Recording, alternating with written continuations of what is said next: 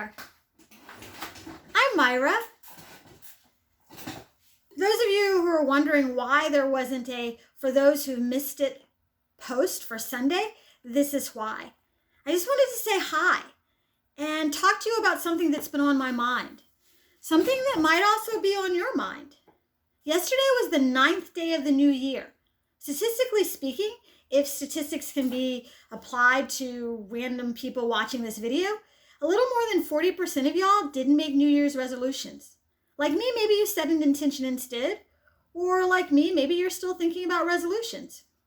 On the flip side, a quarter of the people who set resolutions have already taken a step back and are unfortunately feeling unsuccessful.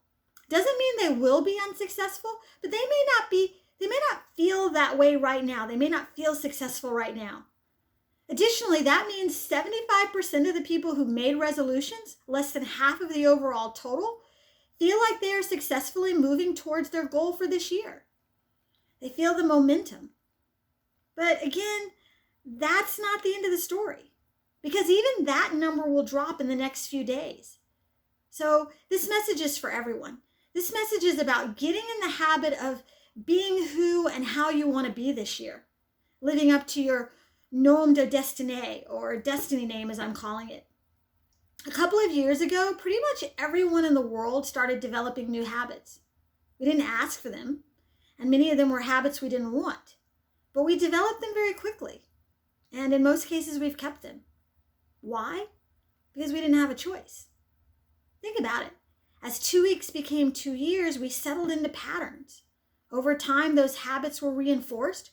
Sure, there are some old habits we have maintained, and there are some really good habits that we've cultivated along the way, but then there's stuff we've struggled to change, and things that we think will somehow magically fall back into place when things, quote unquote, go back to normal.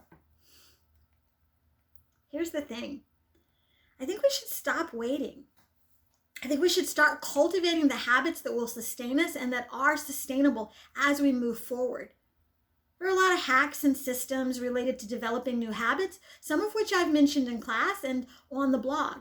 However, most of those have very little to do with why we don't do something.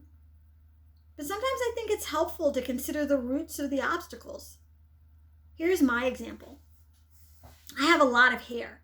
I mean, a lot of hair. You may not be able to tell right now because it's braided and pulled back, but if you have or are familiar with C4 hair, you know it takes a lot of time and patience to manage it.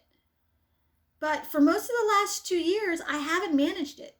Sure, I've washed it, pulled my fingers through it, and then I've covered it up.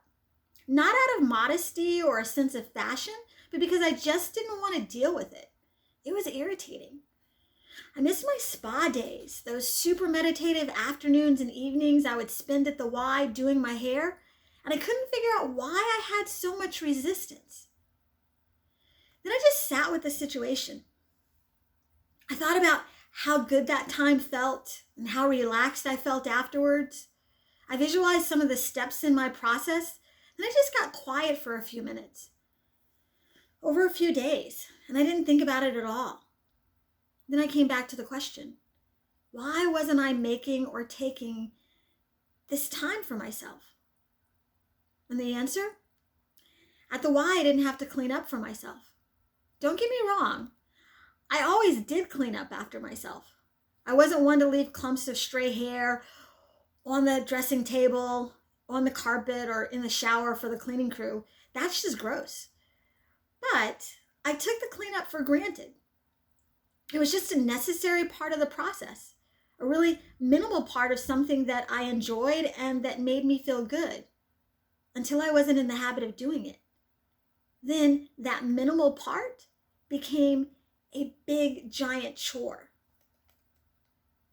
Today I'm inviting you on a journey, taken 9 days at a time. The first step is to consider something you want to do this year. Then take some time in the next day or two to visualize yourself doing the thing. I know this is a little easier if you've done it before, but even if it's something that is totally new to you, you can still visualize yourself going through certain steps. Then for a week, take a few minutes, maybe 2, maybe 10 or 15, not thinking about it, just sitting with it. Just breathe. Deliberately, intentionally, mindfully for a few minutes. Maybe do that 90-minute thing. Then we'll check back in another 9 days. Feel free to share, like, and comment below. Thank you.